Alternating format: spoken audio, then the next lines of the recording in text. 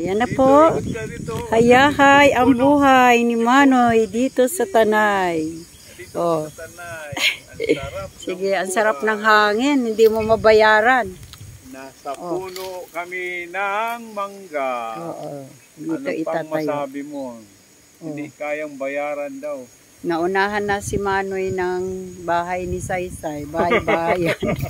Dito magtatayo. Malamig kasi dito eh. Isa-isa ang nauna. Oh, ayan oh. Bahay-bahayan. Oh, dito sa Tanay. Oh, sarap ng hangin oh. Grabe. Habang kinakatay po. Ay, kinakatay. Niluluto ni Inday. Dalang manok.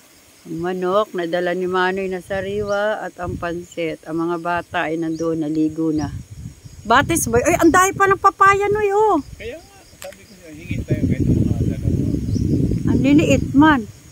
Ay, dapat pala makakuha na. Day!